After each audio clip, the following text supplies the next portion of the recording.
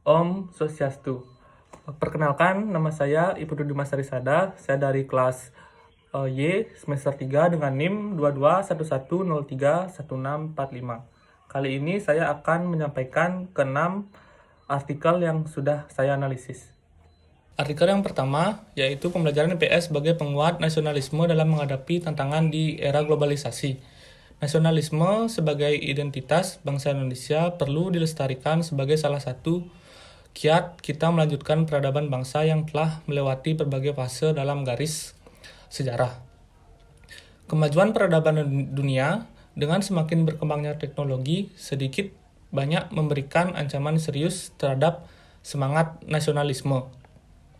Perkembangan teknologi secara disadari atau tidak sudah memberikan kesempatan bagi budaya luar masuk dan mulai mempengaruhi perilaku generasi muda.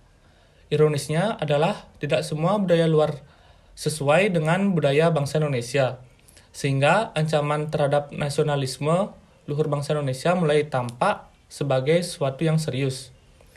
Urgensi tersebut kemudian harus dapat direndam dengan hadirnya pendidikan IPS sebagai salah satu bidang keilmuan yang berfokus mempelajari kehidupan dan lingkungan manusia dengan berbagai dinamikanya.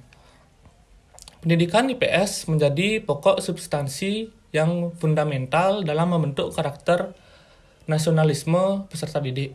Untuk yang artikel yang kedua berjudul Pasar, Tata Kelola, dan Hubungan Transisional di Era Globalisasi dan Implikasinya Terhadap Ketahanan Politik Dunia. Globalisasi merupakan suatu proses transisi menuju suatu masyarakat global yang terintegrasi. Dalam arti lain, dapat dikatakan bahwa globalisasi mendorong terjadinya kepaduan atau tergabungnya suatu masyarakat dunia secara keseluruhan. Globalisasi dapat dilihat melalui berbagai perspektif. Dalam konteks pasar, globalisasi ditandai dengan munculnya suatu integrasi pasar yang memperlihatkan signifikansi pertukaran barang atau jasa yang diatur pada tingkat antar wilayah dan turunnya berbagai hambatan perdagangan, baik dalam bentuk biaya transportasi atau proteksi lainnya, serta produsen asing dari satu daerah dapat bersaing dengan produsen domestik di negara lain. Globalisasi pada umumnya dikaitkan dengan ekonomi global, namun pemahaman mengenai globalisasi telah melampaui masalah ekonomi. Globalisasi juga melibatkan isu-isu seperti lingkungan, pemanasan global, bahkan hak asasi manusia, yang melibatkan tidak hanya negara sebagai aktor, namun juga aktor-aktor non-negara seperti organisasi non-pemerintah dan masyarakat sipil.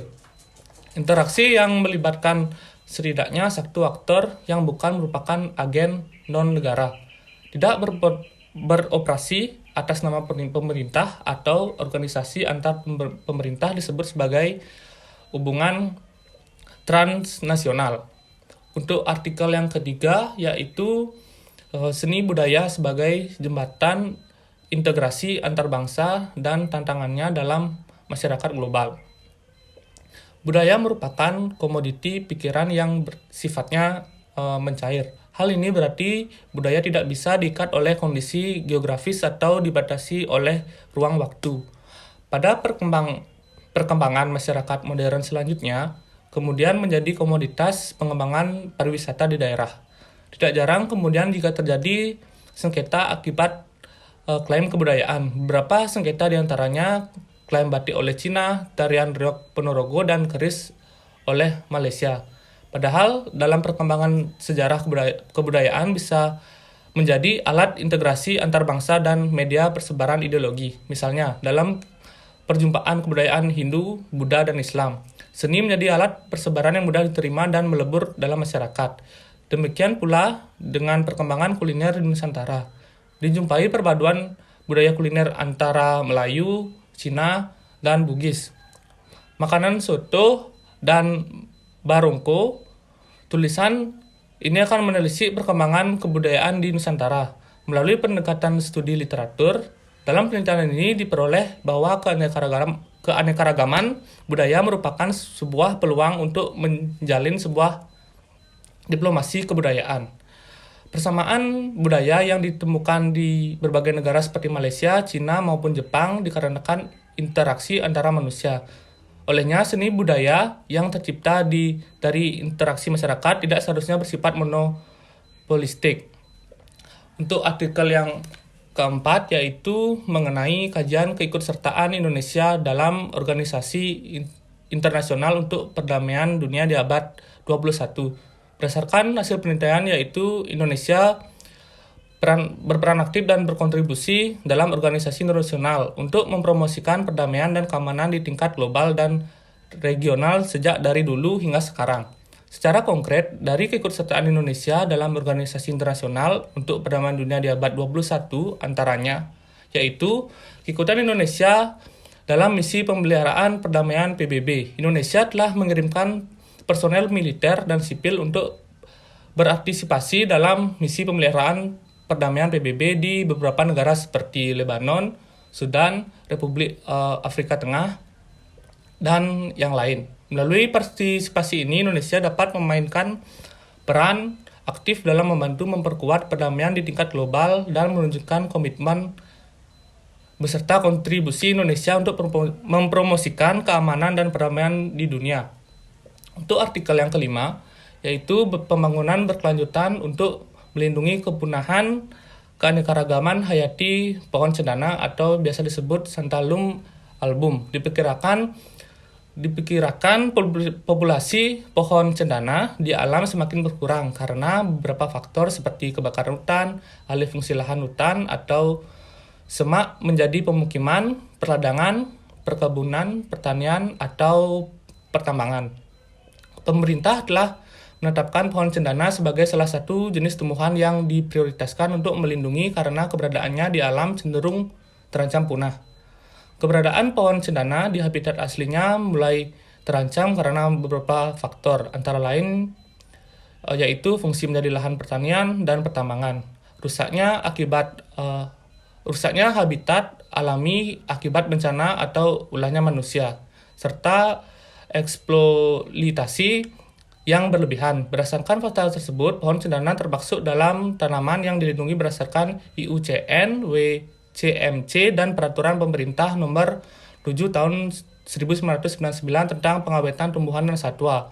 Program dan aksi nyata dalam SGDS, Sustainable Development Goals, sebagai upaya perlindungan pohon cendana dari ancaman kepunahan keanekaragaman hayati, adalah melakukan sebagai upaya konservasi baik in situ maupun ex situ. Untuk yang terakhir, yaitu tantangan strategi dalam mengatasi perbedaan budaya dan agama di Indonesia. Indonesia adalah sebagai bangsa dengan tingkat pluralitas masyarakat yang sangat tinggi.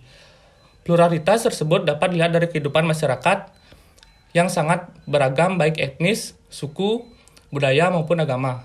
Keberagaman tersebut ternyata menimbulkan permasalahan tersendiri dalam kehidupan berbangsa dan bernegara. Untuk mengatasi hal tersebut, diperlakukan pemahaman dalam berkomunikasi yang baik. Hal ini dapat membantu menghindari sikap dan perilaku stereotip, etnosentris, dan prejudis terhadap budaya maupun agama lain. Pemahaman yang baik pada konteks komunikasi antar budaya sangat diperlakukan untuk meningkatkan pemahaman terhadap berbagai perbedaan baik budaya maupun agama. Untuk mencapai hal tersebut, diperlukan beberapa langkah strategis, yaitu yang pertama, menghargai perbedaan. Yang kedua, berkomunikasi dengan baik. Ketiga, meningkatkan pendidikan. Keempat, menghindari diskriminasi. Dan kelima, menjalin kerjasama. Kelima, langkah strategis tersebut merupakan wujud integritas, menciptakan kehidupan bangsa yang damai dan harmonis. Sekian penyampaian ke-6 analisis artikel dari saya. Jika ada salah kata, saya mohon maaf. Saya tutup dengan Parma Santi. Om Santi Santi Santi Om.